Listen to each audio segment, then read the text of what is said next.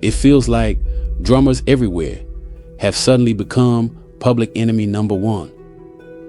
Over the past few months, a strange pattern has emerged in rock's upper echelons. One after another, some of the biggest names in percussion have been shown the door. From stadium-filling legends to platinum-selling session pros, no one seems immune. And if you're Mike Portnoy, one of the most prolific drummers on the planet, well, you might just find yourself looking over your shoulder. Keith was such a animated drummer. I mean, I just was so inspired by how crazy he was on stage, and his drumming was just so chaotic. But it was Bonzo that had all these classic drum intros. In fact, you know a bunch of them, but there's such a long list of them. So it was, let's see, it was like, well, you had, it's the very first thing you heard was Good Times, Bad Times.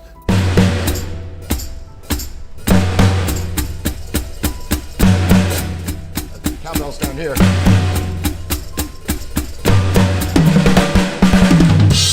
First, it was Josh Freese, the powerhouse whose 2-year tenure behind the Foo Fighters drum kit seemed rock solid. I need to ask you this.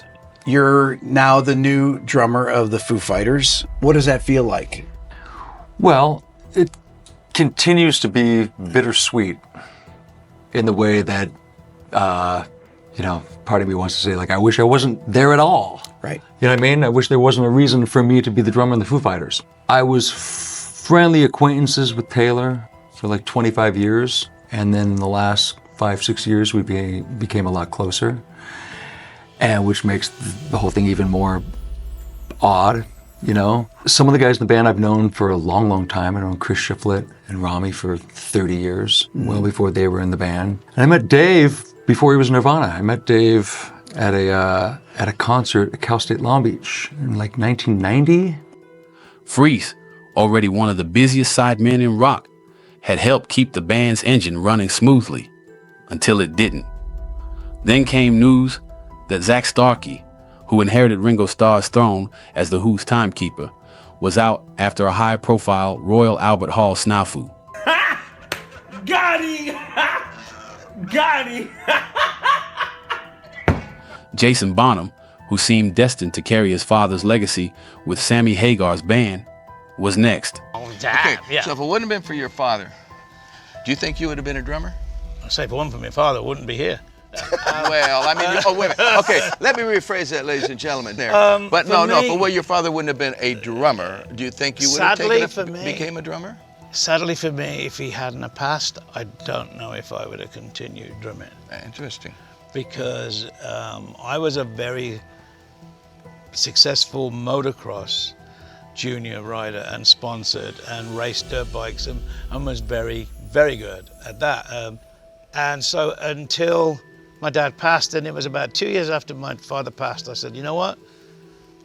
I want to make him proud. Because he always used to say, you will keep playing the drums, won't you? I know you love your bikes, awesome. but you will keep playing your drums, right? And I used to go, yeah, Dad, whatever, yeah. On a recent episode of Office Hours Live with Tim Heidecker, Portnoy, fresh off his return to Dream Theater after a 13-year hiatus, allowed himself a few nervous laughs. I'm doing good. I'm actually scared for my life at this point. Yeah, this is serious stuff. Yeah, nobody's safe.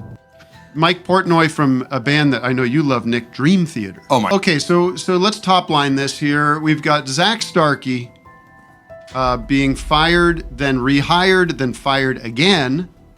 And that's the big one. The second big one, obviously, is our friend Josh Freese, who was let go of the Foo Fighters. The Foo Fighters. Yes. You know who those guys are. Yeah. But Nirvana. Starkey, Right? Starkey is Ringo's son? Richard Starkey's son is Zak Starkey. Richard Starkey also goes by the name Ringo Starr. He should be. Let's just, Mike, what do you think is happening out there? What's your take on this? I think it's the Spinal Tap conspiracy. I think nobody is safe. You have Ringo's son was fired from the Who. You have John Bonham's son was fired from Sammy Hagar's band. I mean, if I didn't know about that. Ringo and Bonzo are not safe. Nobody is safe. Jason Bonham, yeah, he got let Go by Sammy months ago, last year, I think, when he was out on the summer tour. It's just crazy. It's craziness. Now, I have an unnamed source. I'll just say this person is very deeply familiar with all these people. I don't know if he has any actual inside information, but his take on The Who is that maybe Zak is a little bit too much of a party guy, maybe he's got involved in some these kind of things and a little bit too much living the rock and roll lifestyle. Who invented the rock and roll lifestyle? I know, but if you're Roger and Pete now, the original drummer was the king of it. If you're Roger and Pete now, maybe you want to clean up the act, and you don't want to say that outright. So you try to give him an easy off, but then he comes back and bites you. The whole thing's a mess. Explain Freese then. Well, I have no insight on Freese. What do you got on Freese? Portnoy might know something. If Freese is probably watching right now, you should call in.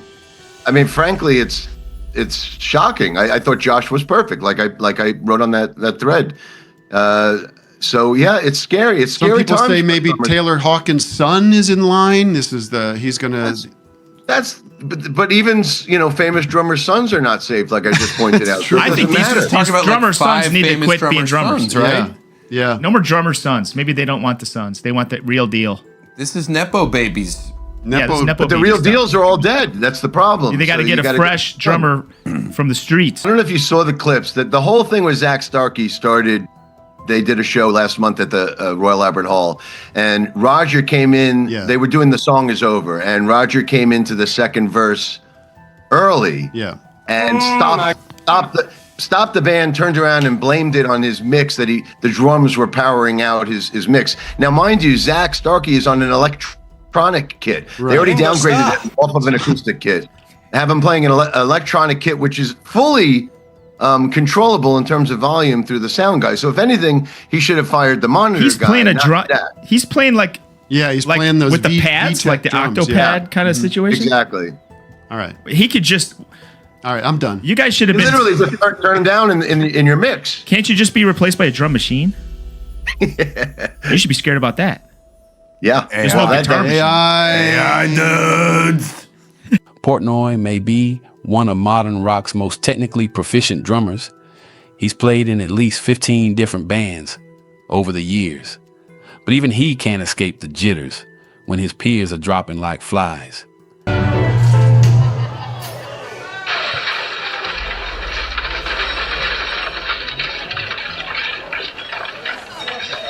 I hope you enjoyed that video. If you did, check out this video I did on Josh Freese. Check out this video I did on Zak Starkey. Check those out. Subscribe to the channel. Come back and see me. Like the video. See you in the next one. Peace.